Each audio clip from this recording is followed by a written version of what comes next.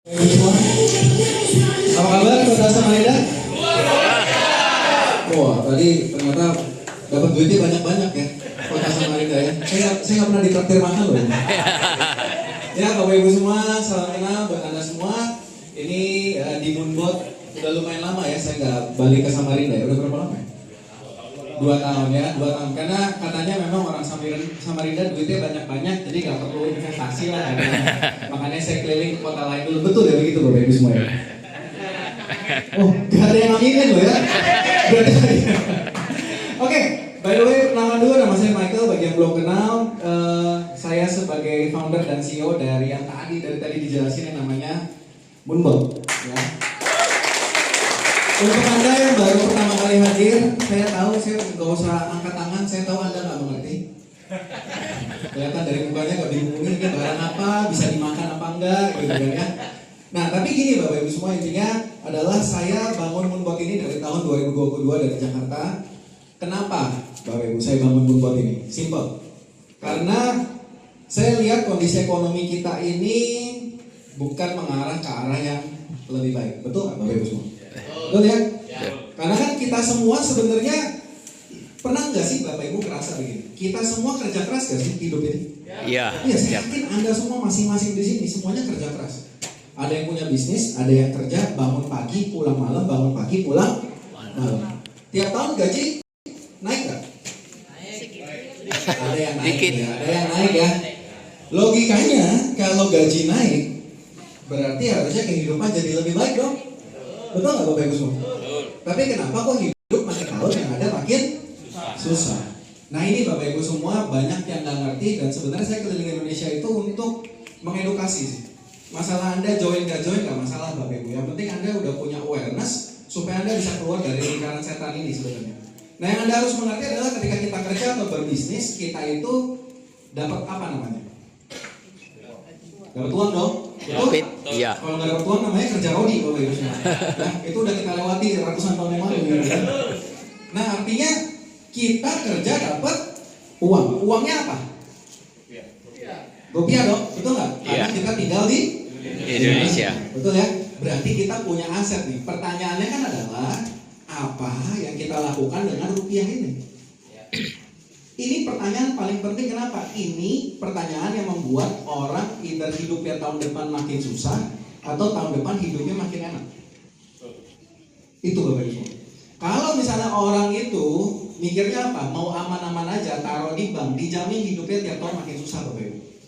Karena gini, saya percaya di dunia ini sebenarnya kita kerja dapat uang ya, terus ada investasi bla bla bla segala macam, itu semua permainan aja Bapak Ibu. Namanya permainan uang, ya financial game aja. Nah banyak orang itu nggak ngerti peraturan dari permainan ini seperti apa Bapak Ibu. Karena nggak ngerti peraturan ya, banyak orang yang kerja seumur hidup, akhirnya sampai pensiun tetap harus kerja lagi kan? Iya. Kerja lagi kan? Sekarang orang kalau pensiun masih bisa langsung menikmati hidup nggak? Jarang Bapak Ibu, itu 0,1% yang bisa kayak gitu, betul ya? Dulu, zaman dulu, itu kerja, bapaknya kerja, istrinya di rumah, punya 3 anak. Kalau zaman dulu anaknya banyak, betul nggak Bapak Ibu? Bapaknya aja yang kerja bisa menghidupi ya? Kalau sekarang bisa nggak? Ibunya harus kerja juga. Bayangin kalau 10 tahun lagi, kalau 2 orang udah nggak cukup, gimana Bapak Ibu? Berarti harus cari istri kedua lagi kan? Bilang ke istri 2 orang udah gak cukup nih, harus 3 orang. Enggak ya? Ini bapak-bapak saya lihat senyum-senyum semua udah ya. Enggak ya, istrinya juga cari suami kedua nanti ya. Enggak gitu ya, enggak gitu Bapak Ibu.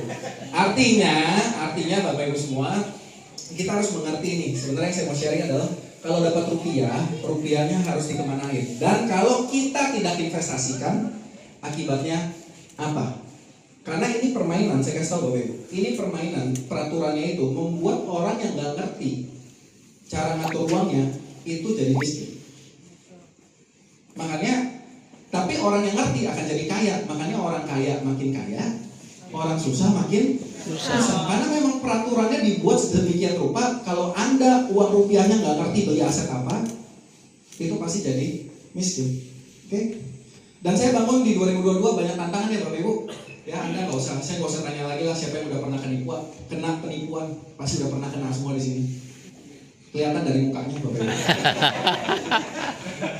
Ya, tampaknya gini. Apalagi ini. Betul nggak? Kan dari cara duduknya Bapak Ibu semua. Muka-muka tipu ya, terlalu banyak luka hati Bapak Ibu ya. Nah, sama saya dari 2022 tuh kalau ketemu orang yang belum juga ngomong Bapak Ibu, apalagi buset ya. Kayak saya mau nawarin narkoba aja gitu Bapak Ibu ya. Akhirnya saya coba jelasin, lama-lama orang percaya kok Bapak Ibu. Kenapa? Karena menurut ini saya tahu yang saya lakukan itu tujuannya apa.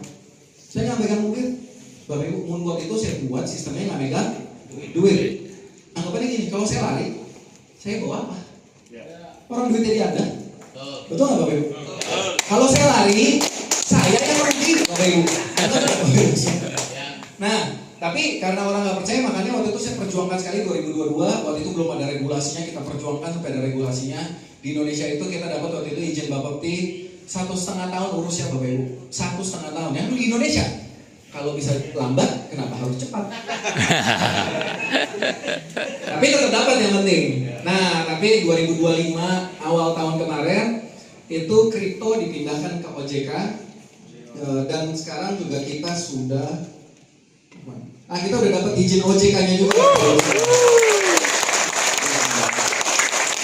Ini ada barcode-nya ya Bapak Ibu. Kalau nggak percaya kan biasa orang Indonesia curigation Bapak Ibu. Bener kan? Gitu kan? Nah, Anda scan aja barcode-nya ya. Ini sebenarnya kris, jadi kalau Anda scan nanti bayar ke saya Bapak Ibu. Bercanda ya, ini langsung ke WP OJK Bapak Ibu. Jangan curigaan terus. Nanti duitnya curiga masuk dompet Anda juga, takut ya. Nah, ini kita udah di OJK juga. Kalau Anda nggak percaya juga, ya udah nggak usah join. Saya juga udah bingung ngomong apa lagi. Oke, itu pertama. Jadi ini PT Maju Untuk Negeri ya, PT-nya Moonwalk Bapak Ibu. Ya, ini perjuangan yang kita yang pertama dapat juga. Karena